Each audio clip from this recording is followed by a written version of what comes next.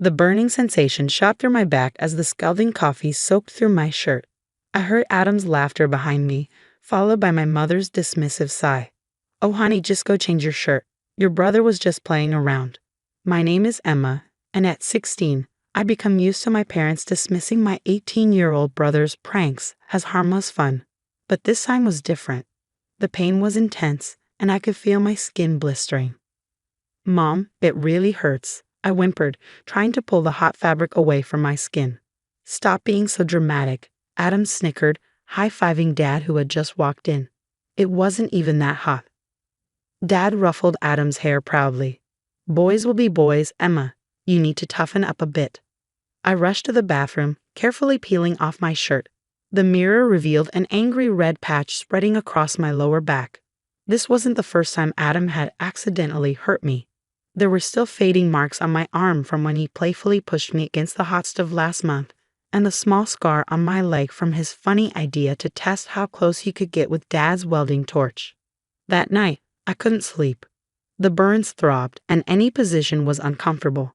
I heard Adam and Dad laughing downstairs, probably sharing another joke about how oversensitive I was.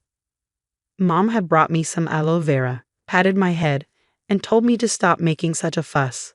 By morning, the pain was worse. The skin had started to blister, and I could barely move without wincing. During breakfast, Adam purposely bumped into me, making me cry out as my shirt rubbed against the burns. "Oh please," he rolled his eyes. "I barely touched you." Mom glanced up from her phone. "Emma, if you can't handle a little roughhousing, maybe you should eat in your room." That was their solution to everything. Send me away, make me invisible, pretend there wasn't a problem. I grabbed my backpack, fighting back tears as I headed to school. My best friend Lily noticed something was wrong immediately. "Emma, you're walking weird." "What happened?" I tried to brush it off, but when she saw me struggling to sit in class, she insisted on checking. Her gasp when she saw my back drew the attention of our teacher, Mrs. Torres. "Emma, come here please," Mrs. Torres called quietly after class. Lily squeezed my hand supportively as I approached the desk. "It was just an accident," I started, the familiar excuse feeling bitter on my tongue. Mrs. Torres's kind eyes hardened slightly. "Show me." Reluctantly, I lifted the back of my shirt. Her sharp intake of breath told me everything I needed to know. "These are second-degree burns," she said firmly. "And they're not the only injuries you have, are they?" I stayed silent, but my silence was answer enough. "I'm taking you to the hospital," she declared, already reaching for her phone. "This needs proper medical attention." "Please don't," I begged. "My parents will be angry. They'll say I'm making trouble." Mrs. Torres paused, her expression a mix of sadness and determination. "Emma, this isn't about making trouble. This is about your safety." The next hour passed in a blur. Mrs. Torres drove me to the emergency room, staying with me as the doctors examined my burns. Dr. Sarah Chen, the burn specialist, carefully documented every mark, every scar, asking gentle but probing questions about how each injury occurred. "These patterns are consistent with intentional burns," she noted, photographing my back. "And these older marks, Emma, how long has this been going on?" I stared at the floor, tears finally falling. "Adam says he's just playing. My parents, they say I need to learn to take a joke." Dr. Chen shared a look with Mrs. Torres. "There's nothing funny about causing someone deliberate harm," she said firmly. "These aren't pranks, Emma. This is abuse." The word hung heavy in the air. Abuse? I'd never allowed myself to think of it that way. It was always just Adam being Adam, my parents being parents, me being too sensitive. "I'm going to make some calls," Dr. Chen said, her voice gentle but resolute. "This needs to stop, and you need protection." As she left the room, I sat there, wrapped in the paper-thin hospital gown, feeling simultaneously terrified and relieved. For the first time, someone was seeing the truth behind the boys will be boys excuse.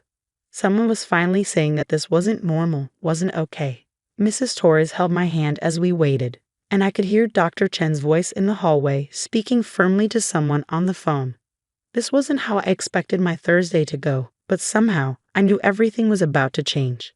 I just didn't know how much. The hospital room felt smaller when my parents burst in, their faces a mix of anger and forced concern. Adam trailed behind them, smirking until he saw Dr. Chen's stern expression. "What is this nonsense?" Dad demanded, his voice carrying that familiar tone of dismissal. "Emma, you're causing trouble over a little coffee spill." Dr. Chen stepped forward, her clipboard held like a shield. "Mr. and Mrs. Parker, your daughter has second-degree burns covering 15% of her back. This isn't a minor incident." Mom waved her hand dismissively. "She bruises easily, always has. We've told her to be more careful." "Mrs. Parker," Dr. Chen interrupted, her voice sharp. "I've documented multiple burn marks, scarring patterns, and healing injuries. Some are weeks old, others months. This shows a clear pattern of abuse."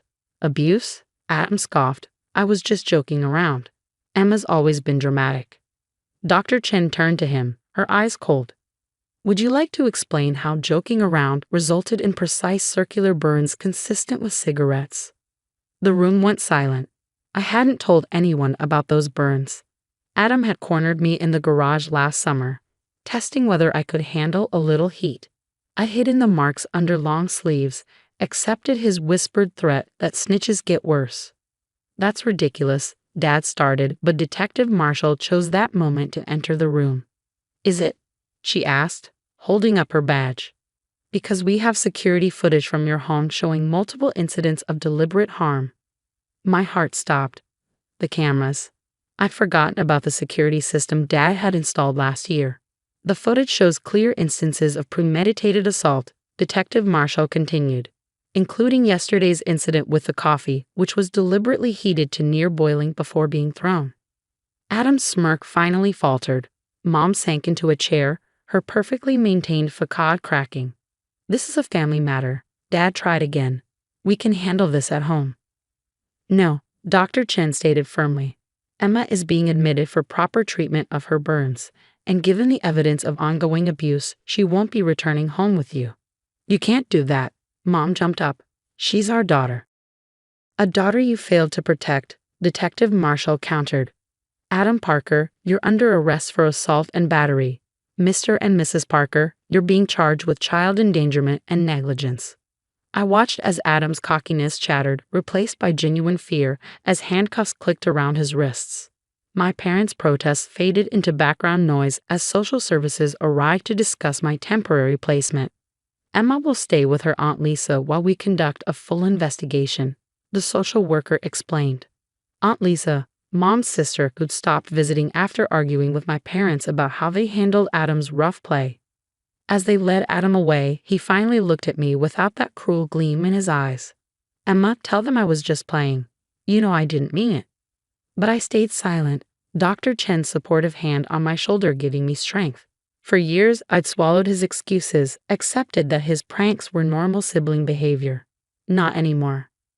My parents were escorted out, Mom crying about family loyalty, Dad threatening lawsuits. Detective Marshall assured me they wouldn't be allowed contact until the investigation was complete. That evening, Aunt Lisa arrived, her eyes red from crying, but her voice steady. "I'm so sorry, sweetheart.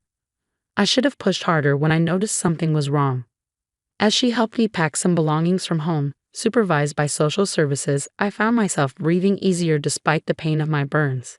The house that had become a battlefield felt different now, its shadows less threatening. "Your cousin Sophie has already set up the guest room for you," Aunt Lisa said as we drove away, "and I've enrolled you in a new school district just until things settle."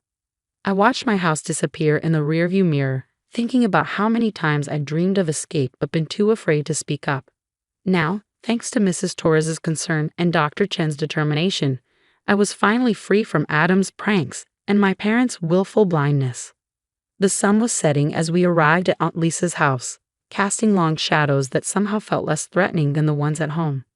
Sophie, my 15-year-old cousin, waited on the porch, her face showing nothing but concern and love. As I stepped out of the car, sore but hopeful, I realized this wasn't the end of my story. It was just the beginning of a new chapter, one where boys will be boys would never again be an excuse for cruelty. 6 months later, I stood in the courthouse hallway, my heart pounding as I waited to testify. Dr. Chen sat beside me, reviewing my medical records one last time. Aunt Lisa held my hand while Sophie braided and unbraided my hair nervously, a habit she developed during our late-night talks about everything that had happened. "Remember," Dr. Chen said gently, "just tell the truth. Your story is powerful enough. The security footage had been damning, but the prosecution wanted my testimony. They needed the jury to understand that behind each prank was a deliberate act of cruelty, masked by family silence. When they called my name, I walked into the courtroom with steady steps. Adam sat at the defense table, wearing a suit that made him look younger, more innocent. My parents were in the gallery, Mom clutching her designer handbag like a lifeline, Dad's face set in that familiar disapproving frown. But they couldn't silence me anymore. I spoke clearly about each incident, the coffee burns, the cigarette marks, the accidental encounters with hot surfaces. I described how they dismissed my pain, normalized the abuse, made me doubt my own experiences. And how has your life changed since receiving intervention? The prosecutor asked. I straightened in my seat. I sleep through the night now. I don't flinch when someone moves too quickly. My grades have improved, and I'm part of the school photography club. I paused, gathering courage. I'm learning that family doesn't mean enduring abuse in silence. Adam's lawyer tried to paint me as oversensitive, attention-seeking. But the medical evidence, the security footage, and the testimony of my teachers created an undeniable pattern of abuse. The verdict came 3 days later. Adam was found guilty of assault and battery. My parents were convicted of child endangerment. The judge's words rang through the courtroom. The phrase "boys will be boys" is not a legal defense for systematic abuse. Adam was sentenced to juvenile detention with mandatory counseling.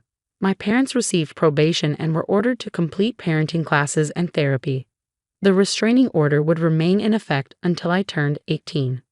Outside the courthouse, reporters asked how I felt. Aunt Lisa started to shield me, but I stepped forward. I hope other kids learn that they don't have to accept abuse as normal, I said clearly, and I hope parents learn that dismissing cruelty as pranks makes them complicit. Life with Aunt Lisa and Sophie became my new normal. My burns healed, leaving scars that Dr. Chen assured me would fade with time. The emotional scars took longer, but therapy helped. So did the support group Dr. Chen recommended for survivors of family abuse. 1 year after that first hospital visit, I received a letter from Adam. His counselor had encouraged him to take responsibility for his actions. The letter contained an apology that seemed genuine, but also a request to reconnect. I shared the letter with my therapist, who helped me craft a response. I accept your apology, but I'm not ready for contact. My healing has to come first. My parents tried reaching out too, through relatives and family friends. They claimed they changed, that the parenting classes had opened their eyes. But their messages always contained a hint of "let's put this behind us," as if my trauma could be erased as easily as they dismissed it before. Aunt Lisa helped me maintain boundaries, supporting my decision to focus on healing rather than force reconciliation. Family is earned, she'd say, not just given. Today, I'm preparing to start college, something that once seemed impossible when I was living in constant fear. My photography portfolio, filled with images capturing light emerging from shadows, earned me a scholarship. Dr. Chen still checks in occasionally, not as my doctor now, but as a mentor who showed me that speaking up can save your life. Mrs. Torres attended my high school graduation, crying harder than Aunt Lisa when I received honors. The scars on my back have faded to silvery lines, visible only in certain lights. Sometimes, when Sophie helps me apply sunscreen during our beach trips, she traces them gently and says, "They're like a map of your strength." I don't know if I'll ever have a relationship with Adam or my parents again. That's not a decision I need to make now. What I do know is that I'm no longer the girl who accepted pain as a form of family love. Last week, I spoke at a school assembly about recognizing abuse and finding the courage to seek help. Afterward, a young girl approached me, showing me burns on her arms from her older sister's games. I held her hand and walked her to the counselor's office, just as Mrs. Torres had done for me. Because sometimes salvation comes not from enduring abuse, but from someone brave enough to say, "This isn't normal, and it needs to stop." The cycle of abuse breaks one voice at a time. Mine was heard. And now, I'm making sure others are heard too.